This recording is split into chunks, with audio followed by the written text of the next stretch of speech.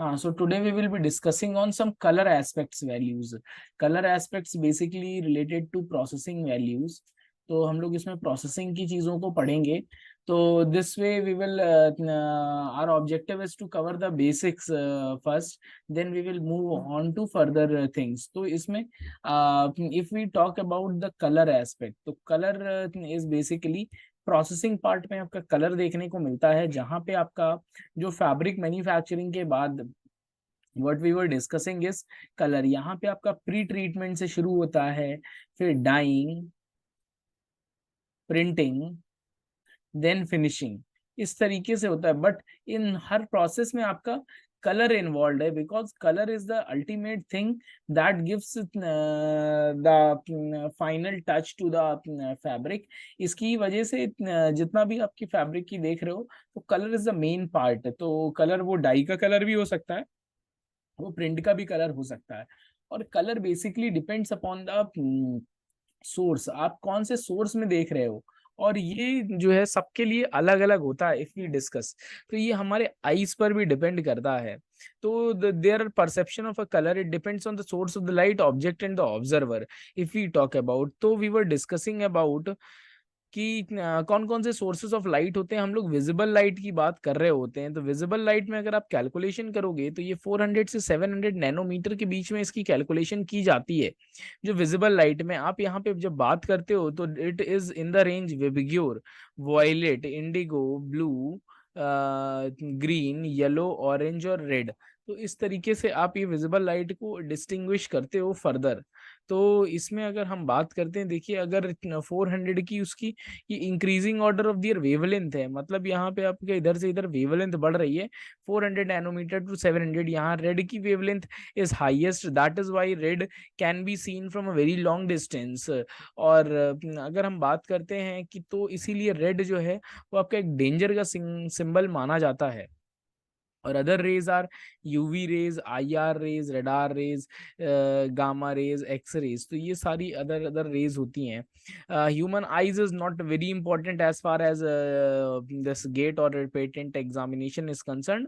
But the objective here is कि हमारी जो आईज में जो पार्ट्स होते हैं, दैट इज रिस्पॉन्सिबल कि हमें किस तरीके से देख रहे हैं. ये ऑप्टिक नर्व से होकर के आपके ये पूरी बॉडी से की ऑप्टिक नर्व से, ये अंदर अंदर नर्व से, फिर आप फाइनली लेंस में देख रहे होते हो आइरिस और कॉर्निया के थ्रू, तब आपको वो कलर दिखाई देता है. जैसे कि इसमें हम लोग इसके केमिकल कॉन्स्टिट्यूशन की बात करेंगे. If we talk about chemical constitution, then we can say that higher energy radiation can change the molecular radiation. अगर आपका अलग अलग जितनी भी रेज हैं, ये क्या करती हैं, रेज आपकी एब्जॉर्ब करती हैं या ट्रांसमिट कर देती हैं. तो visible light what it do, जब विजिबल लाइट कहीं पे भी टकराती है, तो इलेक्ट्रॉन्स निकल रहे होते हैं वहां से, इलेक्ट्रॉन्स गेट एक्साइटेड.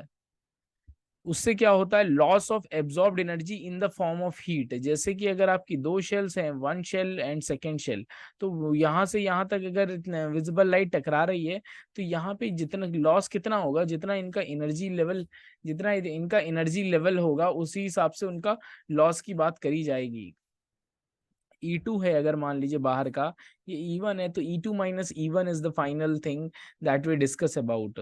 तो यहाँ पे आपके कैसे हम लोग डाइंग पे बात कर रहे हैं, यहाँ पे जो हर एक एलिमेंट है, जैसे मान लो बॉन्ड्स है, C डबल बॉन्ड O, और if we talk about C double bond, C single bond C, और NeC सिंगल बॉन्ड H. तो every bond has its own energy level, और उसी एनर्जी लेवल पे वो एब्जॉर्ब करते हैं या एमिट करते हैं. तो यू शुड नो कि यहाँ पे चीजें क्या हैं. अच्छा, एब्जॉर्प्शन ऑफ वेवलेंथ की अगर हम बात करेंगे, तो एब्जॉर्प्शन ऑफ वेवलेंथ डिपेंड करेगा बॉन्ड स्ट्रक्चर पर, है ना. तो यू शुड नो कि ये बॉन्ड स्ट्रक्चर पे कैसे रिलेट कर रहे हैं. जैसे अगर आप डबल बॉन्ड को इंक्रीज कर दो, the absorption can be shifted to longer wavelength, तो वो उनकी वेवलेंथ हाइयर हो जाएगी. फॉर एग्जांपल, अगर आप डबल बॉन्ड के स्ट्रक्चर्स बढ़ा दे रहे हो, तो अगर वो 700 नैनोमीटर पर विजिबल था, तो विजिबल जो है वो 800 नैनोमीटर पर होने की चांसेस हैं. This is what that I am trying to say. तो इसमें अगर आप कैलकुलेशन करोगे, ये डाई मॉलिक्यूल बनता कैसे है. डाई, कोई भी डाई स्ट्रक्चर है, जैसे कोई भी डाई है, फॉर एग्जांपल एनी डाई, तो डाई स्ट्रक्चर्स क्या होते हैं, generally aromatic compounds. Aromatic compounds क्या होते हैं, एरोमेटिक जिसमें बेंजीन रिंग होती है, these are known as aromatic compounds. Aliphatic क्या होते हैं, सी सी सी सी इस तरीके से जो लगे होते हैं उनको एलिफेटिक कहा जाता है। तो इसमें दो चीजें होती हैं, एक होता है ऑक्सोक्रोम और एक होता है क्रोमोफोर्स। क्रोमोफोर्स एंड ऑक्सोक्रोम्स क्या होते हैं, chromophores are type of functional groups, ये कलर को इम्पार्ट करते हैं। और ऑक्सोक्रोम्स और क्रोमोसोम्स की अगर आप कैलकुलेशन करोगे, तो अगर आप क्रोमोफोर देखो, कलर इम्पार्टिंग ग्रुप्स होते हैं। तो एजो ग्रुप जिसको एन डबल बॉन्ड एन से हम लोग डिनोट करते हैं, थाइलोसाइनाइन ग्रुप आप इस तरीके से डिनोट करते हो। तो ये सारे आपके ऑक्सोक्रोम्स और वो हैं, ऑक्सोक्रोम्स एंड क्रोमोफोर्स हैं। अब हम लोग डाई के क्लासिफिकेशन की कैलकुलेशन कर रहे हैं।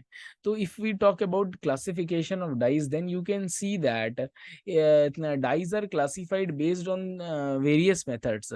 अगर सॉल्युबिलिटी की बात करेंगे, तो डाइज एनाइनिक हो सकती हैं और कैटाइनिक डाइज हो सकती हैं। What is the difference between cationic and anionic dyes? Anionic dyes are water soluble dyes, these are both are soluble dyes, and dispersed dyes are not insoluble, totally insoluble। और totally insoluble का मतलब क्या है, it is only used on polyester. तो polyester का भी आप जानते हो, you know that polyester has least moisture regain. And if I talk about pigments, तो pigments are insoluble in nature. Pigments की एफिनिटी नहीं होती है फाइबर के लिए कि ये चीजें, और आप किस तरीके से अप्लाई करते हो उसके बेसिस में बहुत सारी डाइज होती हैं। जैसे एसिड डाई है, आपका बेसिक डाइज है, किसको कहाँ पे अप्लाई करते हैं, that becomes very important for you to remember. If I talk about this acid dies,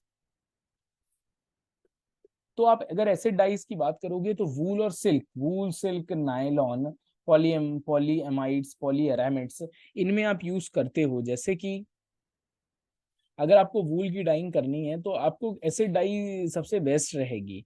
उसमें भी आप देखोगे कि किस क्लासेस में अंडर करते हैं। बेसिक डाइज जो है जनरली एक्राइलिक्स में यूज किया जाता है।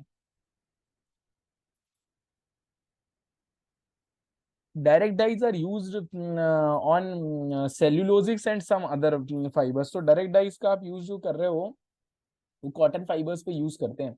आप यहाँ पे वैट डाइज की बात करते हैं, तो वैट डाइज जो है वो आप कॉटन पे तो बेस्ट होती है, लेकिन वैट डाई का एक चीज ये है कि vat dye is insoluble in water. Vat dye is insoluble, तो how do we convert this into soluble form? हम इसको सॉल्युबल फॉर्म में कैसे कन्वर्ट कर रहे होते हैं, तो ये चीजें थोड़ा समझना आपके लिए इंपॉर्टेंट हो जाएगा। जैसे if I talk about this, तो vat dye is converted by vatting process. Vatting में आप Na2H2O4 इसका यूज करते हो, सोडियम सल्फाइड आप यूज कर रहे हो, तो उससे आप क्या करते हो, इनसॉल्युबल को सॉल्युबल फॉर्म में ल्यूको वैट डाई में आप कन्वर्ट करते हो। You convert this into leuco vat dyes. आप ल्यूको वैट डाइज में इसको कन्वर्ट करते हो, देन आप उसको अप्लाई कर देते हो, तो ये leuco vat dyes, reactive dyes cellulosic और some others, but disperse dyes are used in polyesters. तो this is how these things are done. अब इसमें कैलकुलेशन आप करोगे, तो दो तरीके के पॉलीएमाइड्स होते हैं, नाइलॉन 6 और 6 is made up of diamine adipic acid. इसका मेल्टिंग टेम्परेचर 265 डिग्री सेल्सियस के आसपास होता है। वेयर एज अगर आप नाइलॉन 6 की कैलकुलेशन करोगे, तो वहाँ मेल्टिंग टेम्परेचर 210 डिग्री सेल्सियस के आसपास हो रहा होता है। तो ये सारी चीजें we will remember we should also remember these things, and I will also let you remember by asking again and again, so that you will be able to remember very easily। तो फिर हम लोग आगे बात करते हैं। अगर black colour है, तो ब्लैक कलर में टोटली एब्जॉर्प्शन, मतलब एब्जॉर्प्शन वो एमिट नहीं करेगा। तो व्हाइट क्लॉथ्स में आपका सबसे अच्छा रिफ्लेक्शन होता है। That is why we say that we should wear white clothes in the summer time. और ब्लैक में आपका टोटल एब्जॉर्प्शन होता है, means light is not irradiated back into the atmosphere. और if I talk about this dyeing process, तो dyeing process में क्या चीजें जरूरी हो जाती हैं, वो चीजों को हम लोग थोड़ा सा देखेंगे। जैसे कि if I talk about this dyeing process, तो डाइंग प्रोसेस में या तो ये देखिए, डाइंग में these are three important aspects, either fibre dyeing, yarn dyeing, और fabric dyeing. Fabric dyeing is very common phenomena. इसमें what happens, let me explain the mechanism, कि if you have this fabric, इसमें कोई die surface आ रहा है, सबसे पहले वो dye on the outer surface पे जाएगा, फिर एड्सॉर्प्शन का फॉर्मूला होगा। एड्सॉर्प्शन मींस वो इसके अंदर में जाएंगे, इसके डाई मॉलिक्यूल्स इसके अंदर में जाएंगे, फिर एब्जॉर्प्शन होगा, फिर वो एब्जॉर्ब, पहले ऊपर सरफेस पे रहेंगे, फिर उसके बाद एब्जॉर्प्शन होगा जो पूरे में स्प्रेड हो जाएंगे। देन आप फिक्सेशन करते हो, फिक्सेशन में फिर आफ्टर दीज थिंग्स डेफिनेटली। तो दिस इज द बेसिक्स की